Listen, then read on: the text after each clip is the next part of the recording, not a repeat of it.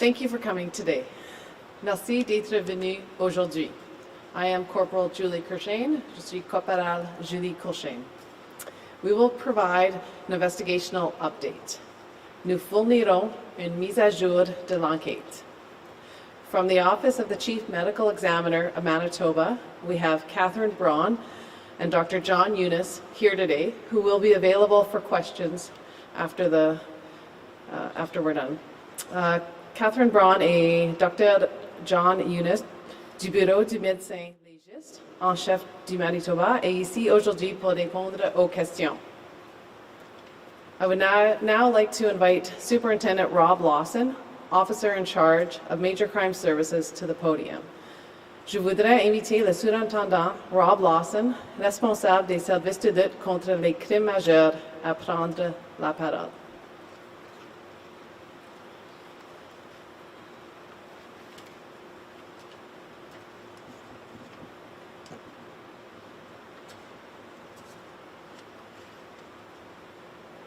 Hello everyone, thank you for coming today. The collision that occurred near Carberry yesterday has captured the attention of the nation and the world. We have been inundated with offers of assistance and support. Thank you very much for that. Our investigators have been working through the night in order to obtain accurate, meaningful evidence, which they were able to do because of the initial response at the scene.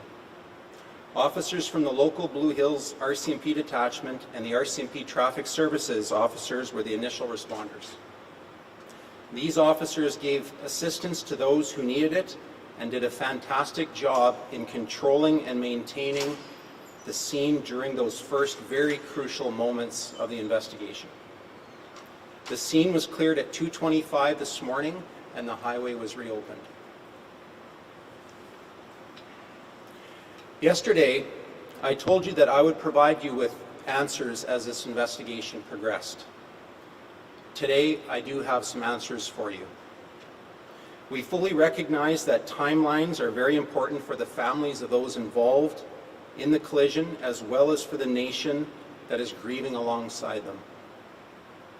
With the assistance of Shared Health Manitoba, the 10 people injured in this collision have now been identified. This means that anyone else who was on this bus is presumed now to be deceased. However, the deceased have not been individually identified at this time. The Office of the Chief Medical Examiner is here today and will speak to their process in this regard upon any questions.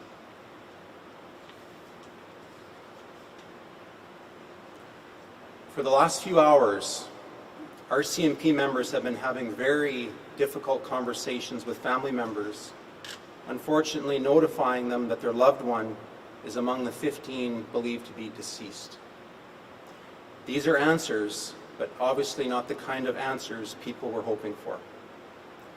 Our most heartfelt sympathies are with the families who have learned today that their loved one died in this horrific collision. Please know that the RCMP is here for you and we are grieving alongside you. As much as everyone is hurting right now, investigators are continuing their important work of finding more answers.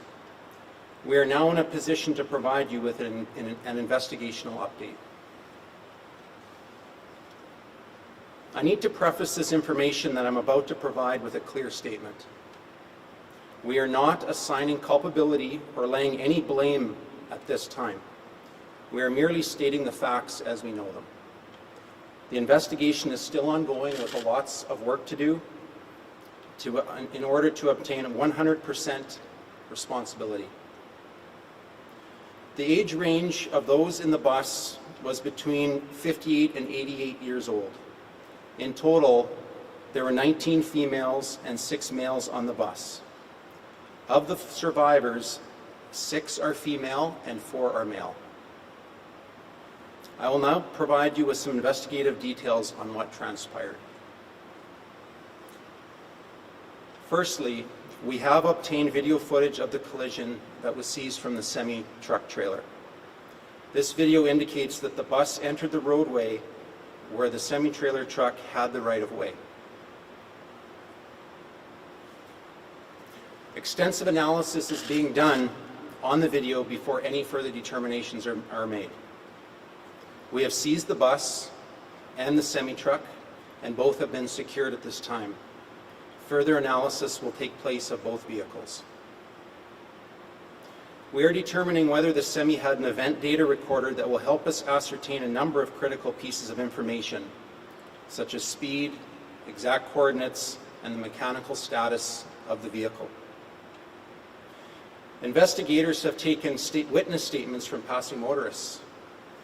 Those statements now corroborate what we are seeing on the video. In reference to both drivers, we have not spoken with the driver of the bus, as he is still being treated in hospital. Our primary concern at this time is his medical care and recovery. We have also spoken with the driver of the semi-truck, which is helping progress our investigation.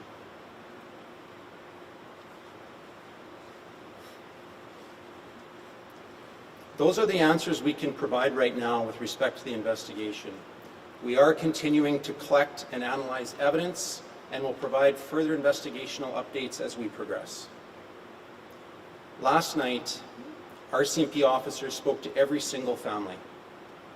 After hearing the emotions and concerns of the families, the RCMP has now set up a second family support center. So now we have one in Dauphin and one in Winnipeg. Each family will be presented with a direct RCMP contact that they can reach out to for support. We know this is of utmost importance. It is imperative that we all respect what the families are going through at this time. This is not easy.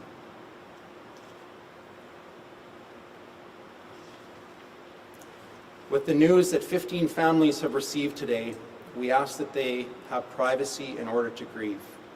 The investigation is continuing, and our commitment to keeping you updated remains the same. Lastly, if anyone has any further information or videos to share, please contact your local detachment and we will gather that evidence. Thank you very much for being here.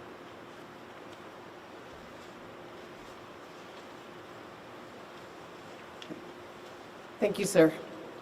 I would like to invite Inspector Tim Arsenault from Major Crime Services to the podium to read the French. J'invite Inspecteur Tim Arsenault à prendre la parole. Bonjour. La collision qui s'est produite hier près de Carberry a attiré l'attention du pays et du monde entier. Et nous avons été inondés d'offres d'assistance et de mots de soutien. Nos enquêteurs ont travaillé toute la nuit afin d'obtenir des preuves précises et pertinentes, ce qu'ils ont pu faire grâce à la réponse initiale. Les policiers du détachement de la GRC de Blue Hills et de la section de la circulation de la GRC ont été les premiers à intervenir. Ces policiers ont apporté leur aide à ceux qui en avaient besoin et ont fait un travail fantastique en contrôlant et conservant la scène pendant ces premiers moments critiques de l'enquête. Les policiers ont quitté les lieux à 2h25 ce matin et l'autoroute a été réouverte. Hier, je vous ai dit que nous aurons des réponses au fur et à mesure de l'avancement de l'enquête. Aujourd'hui, nous avons des réponses pour vous. Nous sommes tout à fait conscients que la diffusion d'informations est importante pour les familles des personnes impliquées dans la collision, ainsi que pour le pays qui est en deuil à leur côté. Avec l'aide du bureau du médecin légiste en chef, les 10 personnes blessées dans cette collision ont été identifiées. Cela signifie que toutes les autres personnes qui se trouvaient dans cet autobus sont présumées décédées. Les personnes décédées n'ont pas encore été identifiées. Le bureau du médecin légiste en chef est présent aujourd'hui et parlera de ces procédures à cet égard. Au cours des dernières heures, la GRC a eu des conversations très difficiles avec les membres des familles pour les informer que leurs proches faisaient partie des 15 personnes présumées décédées. Ce sont des réponses, mais pas celles que les gens attendaient. Nous adressons nos plus sincères condoléances aux familles qui ont appris aujourd'hui que leurs proches sont décédés dans cette collision. Sachez que la GRC est là pour vous et que nous sommes en douille avec vous. L'enquête est toujours en cours et il reste beaucoup de travail à faire pour confirmer à 100% la responsabilité. La tranche d'âge des personnes présentes dans l'autobus était de 58 à 98 ans. Au total, il y avait 19 femmes et 6 hommes. Parmi les survivants, 6 sont des femmes, 4 sont des hommes. Je vais maintenant vous donner quelques détails d'enquête sur ce qui s'est passé. Nous avons obtenu une vidéo de la collision à bord de la semi-remorque. La vidéo indique que l'autobus s'est engagé sur la chaussée alors que le camion avait la priorité. La vidéo fait l'objet d'une analyse approfondie avant que d'autres décisions ne soient prises. Nous avons saisi l'autobus et la semi-remorque. Les deux ont été sécurisés. Des analyses complémentaires seront effectuées. Nous chercherons à savoir si la semi-remorque était équipée d'un enregistreur de données qui nous aidera à déterminer un certain nombre d'informations essentielles, telles que la vitesse, les coordonnées exactes et l'état mécanique. Les enquêteurs ont recueilli des témoignages de personnes qui ont vu la collision. Cette déclaration corrobore ce que nous voyons sur la vidéo. Nous n'avons pas parlé au chauffeur de l'autobus car il est toujours soigné à l'hôpital. Notre principale préoccupation à l'heure actuelle est de son retour à la santé. Nous sommes également entretenus avec le conducteur du semi-remorque, ce qui fait avancer l'enquête.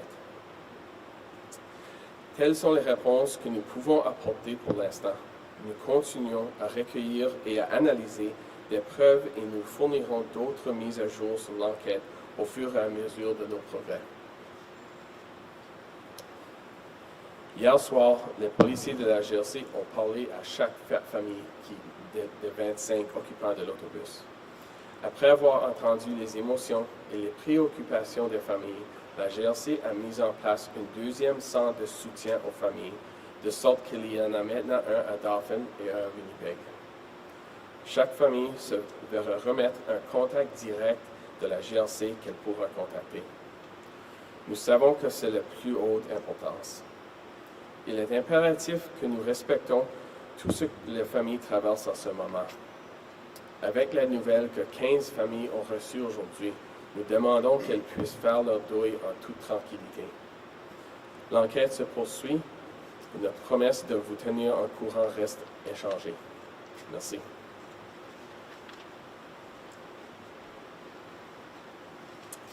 Thank you. Merci. So we will now take questions. Nous allons maintenant répondre aux questions. Based on the video and the witness statements, is there any indication as to why the bus entered the intersection? There's not a bus and not the driver. Do you have any indications at this point as to why? Sorry, could you just repeat the question, do you sir? have any indications as to why maybe the bus entered the intersection and the city had the right of way? Was it something about the bus and the driver?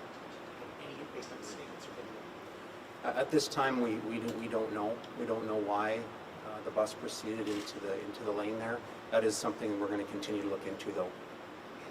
And based on the video, did the bus go through it and stop in the middle? The video, I don't want to get into all the details about the video. It is very short, and there's a lot of analysis to be done on that video, which is very key to the investigation. So at this time, I can't elaborate any further on that, but that will come. What kind of video is it? Was it the driver of the semi-truck driver had a dash cam that was pointed towards the road? Yes, it was a dash cam pointing straight out the front of the semi. Okay. Also, just a little bit of clarification in the numbers. So there was 25 people total on the bus. Yes. 15 people are confirmed deceased. 10 people are injured in hospital, but then the driver of the semi-truck is also in hospital or out of hospital, because I'm thinking that would be 26 people involved Right. total. So there was 25 on the bus, and the 26th would be the driver of the semi, and he is out of the hospital. Okay, so there's 10 people from the bus still in hospital. In addition, there's the semi-truck driver That- who's now out of hospital, and then in addition, there's... That's correct, ma'am. Can you tell me how many of the people who responded yesterday were volunteer first responders? I personally wasn't at the scene. All I can say is there was dozens, if not hundreds, of people that responded to the scene initially. There was people stopping roadside. We had the RCMP officers. We had, our first responders, our ambulance drivers, our fire, our paramedic. I don't know exactly how many volunteers that were stopped there, but I know there was a copious amount of people. Would it be possible for Ms. Arsenault to repeat about the dash cam and the volunteers in French? Absolutely. Thank you.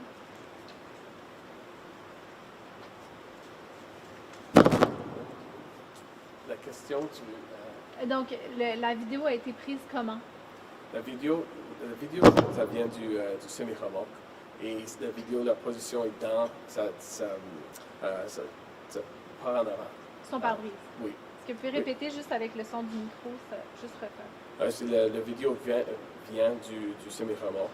Puis c'était une vidéo comme n'importe quel autre véhicule, souvent c'était pointé par en avant.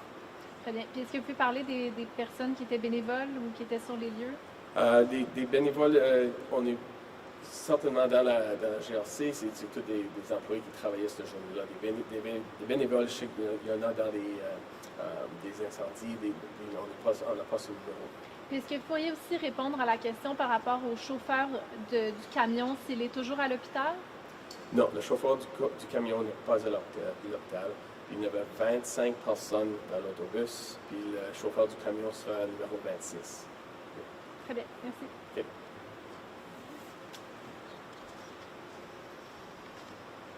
Are we able to ask Dr. Eunice a question? So, Dr. Eunice, tell us what, goes into making sure that you are able to get the correct information to families, and how long is it expected that it's going to take before families will get that? The worst possible outcome for us is to mistakenly identify someone and give wrong information to families. So we have to undertake a scientific means of identification of each of the deceased. To accomplish that, we have a few avenues to explore. One would be fingerprint analysis. So we are going to check and see if any of the reported deceased individuals have fingerprints on file, which can be quickly matched to people during postmortem examination.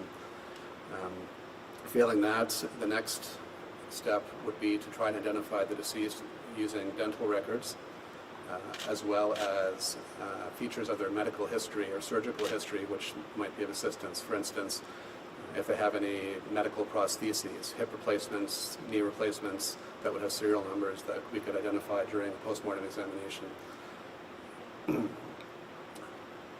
It takes, now that my office and my investigators have the names of the suspected deceased individuals, they're in the process of acquiring all medical information that can be found as quickly as possible, including dental records from their reported dentist's office. And once we have those records, we can proceed with the postmortem examination and try to make our identifications based on findings from the postmortem examination with what we've acquired during the course of our investigation. How many people in your office are part of this investigation? Presently, we have 3 investigators working full-time on this case, trying to gather now all the information that we'll need to make the identification or assist with the identification. And my hope is that beginning on Monday, we'll be able to start doing the postmortem examinations in rapid succession with the goal of having everyone identified, if possible, using these means by the mid-portion of the week.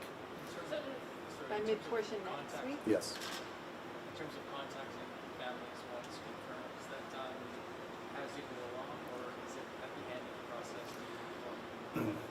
As each deceased individual is identified positively, the family will be notified by our office. So just to confirm, No, not at this time. I know Ms. Lawson said you have contacted all the families. Is that all the families of just the deceased or everyone involved in the crash? All the families that were involved. I'll add, it's the last option we have for identification, which is a last resort, is using DNA comparison. And that would involve gathering DNA samples from the deceased individuals during the postmortem examination and then comparing those to samples from the deceased, which we would acquire from their home, for instance, toothbrushes, hairbrushes, that sort of thing, or if necessary, DNA from immediate family members that we could use for comparison purposes.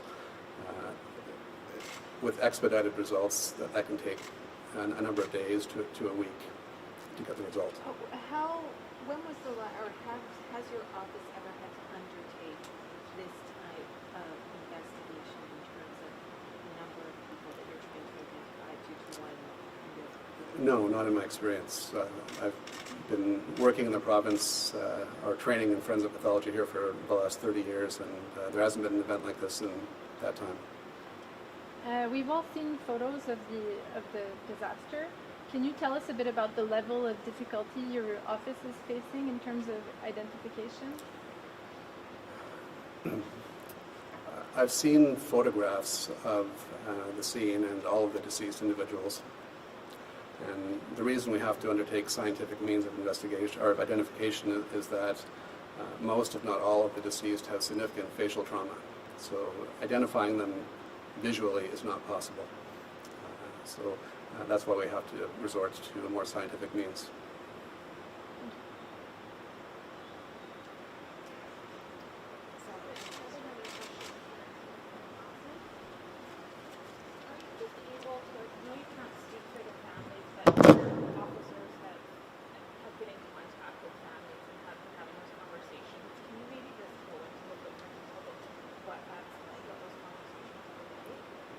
They're very tough conversations, to be frank. They're very tough, they're very compassionate, very sensitive, and sad. You know, I've been there personally over my career, but nothing of this magnitude. A lot of our police officers that are conducting these investigations are very junior in service. This will impact them for the rest of their career and potentially the rest of their lives. Just to confirm, sorry, the speed limit on that stretch of Trans-Canada, is it 100 in that location? I believe it's 100 kilometers an hour. Is there any information that you have that both vehicles are traveling within the speed limit there? That's something we're going to continue to look into, that we have to verify. Like I said, both vehicles are going to undergo a very extensive analysis, mechanical analysis, and we have certain tools and techniques that we can hopefully gather that information, because we want to provide the most accurate information that we can. We don't have that right now. What I've said today is, quite sensitive as it is. However, that information will come. Do you know, there was somebody who was saying an investigation like this could take at least 3 months. Do you guys know exactly, not exactly, but do you have a sense of how long an investigation like this takes before you can kind of release your findings? Sure, ma'am, your question, just to reiterate so I'm clear, was roughly how long a type of investigation would take? So these investigations can take actually longer than 3 months than that you referred to. It depends on what we find. We're finding new information all the time, and sometimes these investigations require, certain judicial authorizations that can take a lot of time to present that authorization to a court and then to gather that evidence after. So there's a lot of things, and it's very dependent on how long some of the survivors are in hospital. We don't want to approach people that are in recovery because re-interviewing them could be very traumatic, or it would be very traumatic. So we need to be very sensitive to that and very patient as investigators, and that's why we're asking, the public to be patient. And that was a very good question. Thank you. Do you know, for the cost that was involved, if they need a special license, if the driver needs a special license to drive that bus? I'm not sure about that right now, but the Manitoba driver's licensing does have various licenses that for different types of vehicles. But that is something that we're going to look into to make sure that's all kosher for sure. And then in Winnipeg, where is the center or that you had mentioned? Right. Will that be set up? Yeah, so I can't say where that resource center is now because that resource center has been specifically selected and designed for the families. So we don't want to risk out that they're going to get a lot of visitors or, attention, right? Pressure. I have a question about the truck driver. Do you know if he's from Winnipeg, since it's a freight company? Has he been transferred? Have they been transferred back to their home, or? From what I hear, physically the truck driver's doing well. We have spoken to the truck driver. We haven't taken a formal statement from him. And ma'am, to answer your question, I'm not sure exactly where he's from. I know he frequents the Manitoba area, but I don't know his exact address. Thank you. Can you confirm of the 15 deceased, were they all deceased at the scene or were some taken to hospital and then pronounced dead later? Again, like I mentioned yesterday, that's a very sensitive question as well, and for respect of the families, I can't divulge that. That could be very hurtful and impactful, so I'm not going to go down that road. That's everything? Thank you. Okay, thank you very much for